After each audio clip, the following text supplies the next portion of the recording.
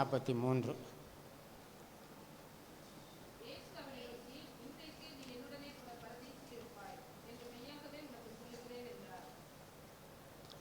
ஆமேன், ஆமேன். இயேசு அவனை நோக்கி, இன்றைக்கு நீ என்னுடனே கூட பரதேசில் இருப்பாய் என்று மெய்யாகவே உனக்கு சொல்லுகிறேன் என்றார். அந்த முதல் வசனத்தை முதல் அந்த வார்த்தையை பார்க்கும்போது இயேசு அவனை நோக்கி, இயேசு நோக்கி பார்க்கறனா ஏதோ ஒரு காரியம் இருக்குல்ல. உங்களையும் என்னை நோக்கி பார்ப்பாரா? சிந்திக்க வேண்டும் இல்லை? அப்போ ஏதோ ஒரு காரியம் இருக்குது. ஆனால் அவர் நோக்கி பார்த்தார். அவர் நோக்கி பார்த்ததுக்கு காரணத்தை பார்த்தோன்னா, லூக்கா 23வது அதிகாரம் 41வது வசனத்தின் முதல் பகுதியை நானே வாசிக்கிறேன். ஏன்னா நீங்கள்லாம் வாசிச்சோம்னா 10 நிமிஷத்துக்கு மேலே போயிடும். ஆமேன். நாமோ நியாயப்படி தண்டிக்கப்படுகிறோம், நாம் நடப்பிகளுக்கு தக்க பலனை அடைகிறோம். அப்போ பாவத்தை அவன் உணர்கிறான் இல்லையா? ஆமாம்.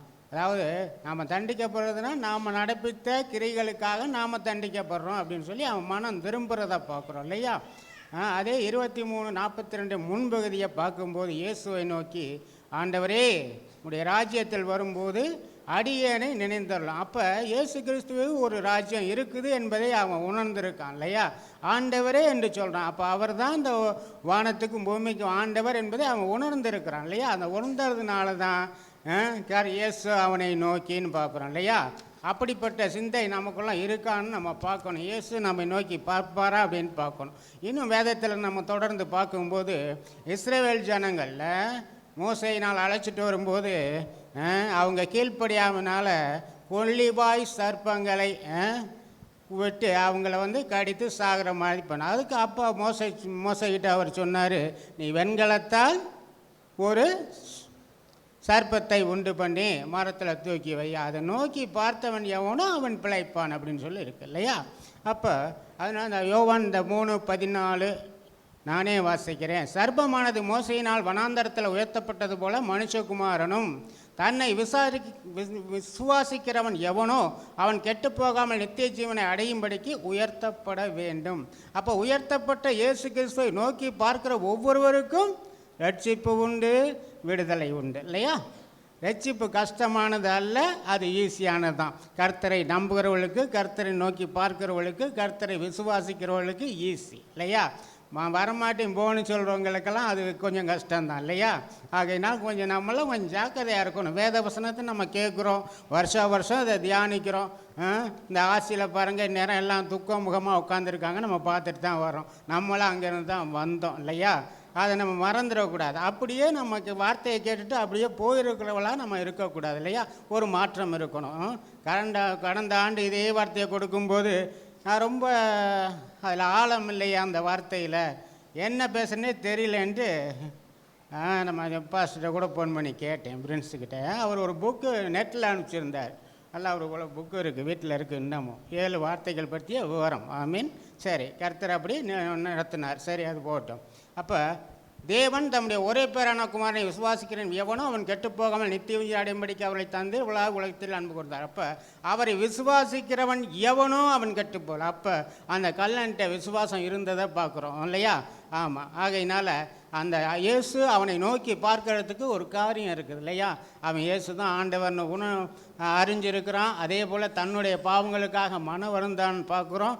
அதே மாதிரி இயேசு அன்புள்ளவர்னு பார்க்குறோம். இதெல்லாம் அவன் உள்ளத்தில் இருந்ததுனால தான் இயேசு அவனை நோக்கி. இன்றைக்கி நம்மளை நோக்கி பார்ப்பாரா? அந்த கல்லனை நோக்கி பார்த்தாரு. நம்ம எத்தனை பேர் இன்னும் கல்லனாக இருக்கோம்னு தெரியாது.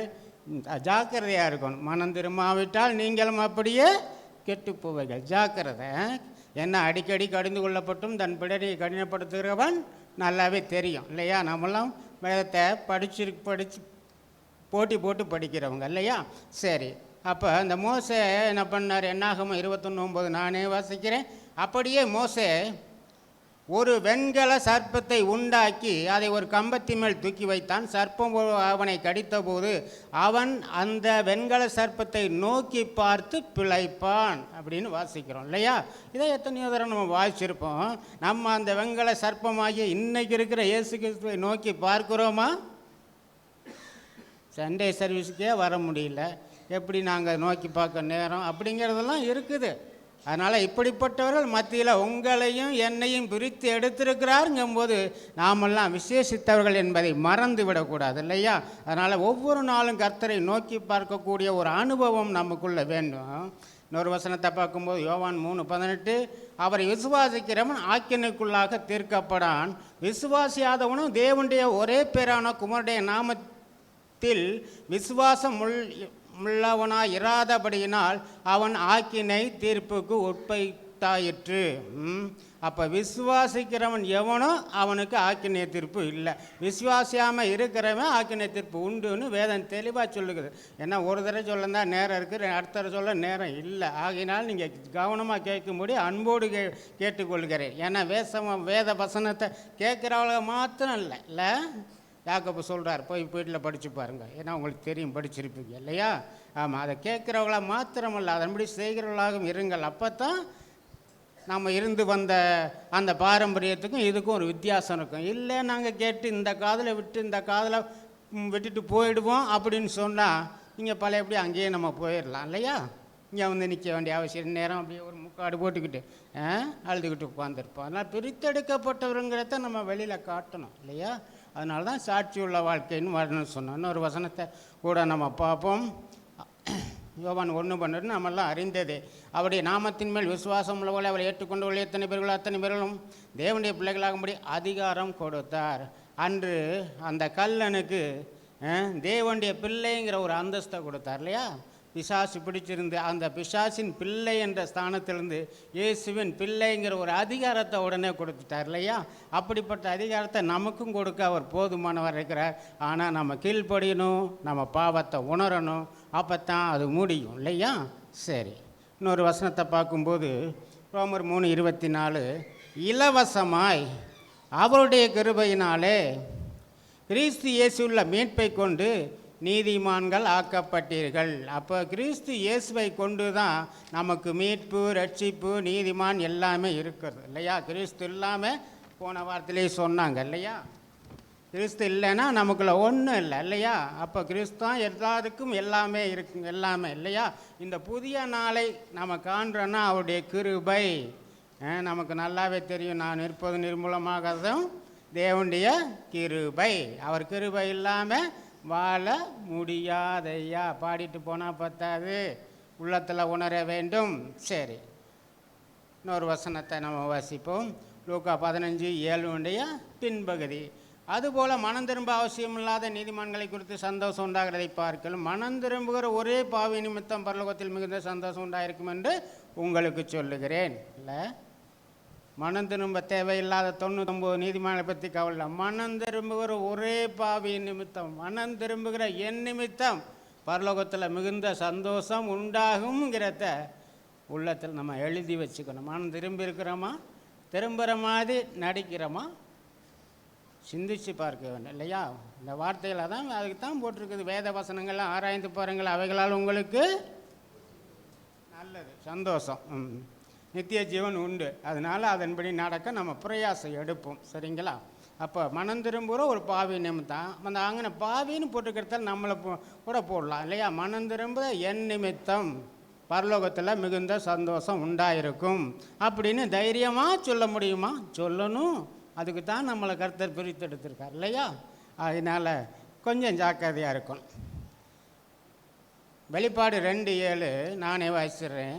ஆவியானவர் சபைக்கு சொல்வதை கால்வரம் கேட்கிறவன் ஜெயங்கொள்ளுகிறவன் எவனோ அவனுக்கு தேவனுடைய பரதீசின் மத்தியில் இருக்க தீவர்ச்சின் கனியை பூச்சிக்க கொடுப்பேன். அந்த கல்லனுக்கு பரதீசின் அந்த கனியை அவர் கொடுத்துட்டார். நமக்கு எப்போ கொடுக்க போகிறாரு?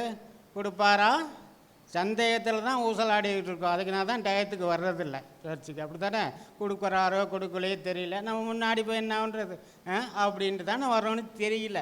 அதனால் சிந்தித்து பார்க்க வேண்டும். கிறிஸ்தவர்கள்னால் கிறிஸ்தவர்களாக இருக்கணும். வேதத்தை சுமக்கிறோம்னா அர்த்தம் இருக்கணும் இல்லையா? அர்த்தத்தோடு சுமக்கணும். சரி, இன்னும் ஒரு வசனத்தை ரோமர் 10:10 நீங்கள் வாசிங்க பார்ப்போம்.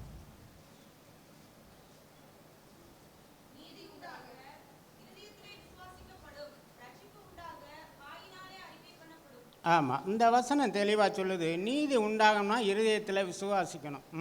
இயேசு எனக்காக மரித்தார், எனக்காக உயிர்த்தார், எனக்காக ரத்தம் சிந்தினார் அப்படின்னு விசுவாசிக்கணும். இருதயத்தில் விசுவாசிக்கணும். அதே மாதிரி ரட்சிப்பு உண்டானா வாயினால் அறிக்கை பண்ணணும். இது ரெண்டும் இருந்தால் தான் ரட்சிப்புன்னு இங்கே போட்டிருக்கு. இந்த ரெண்டையும் கள்ளம் செஞ்சான். அதான் ஏற்கனவே பார்த்துட்டோம் இல்லையா?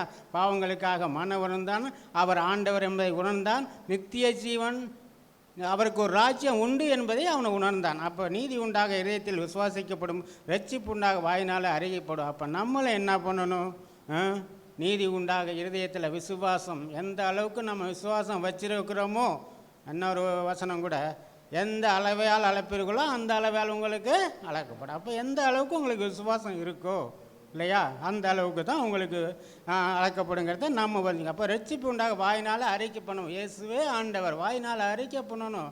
4 பேர் நம்ம வாயிலிருந்து வார்த்தையை கேட்கணும். அதுக்கு தான் இயேசுவே ஆண்டவர், இயேசுவே ரட்சகர், இயேசு கிறிஸ்துன்னு வண்டியிலெல்லாம் எழுதி வச்சுருக்குறோம். ஏன்?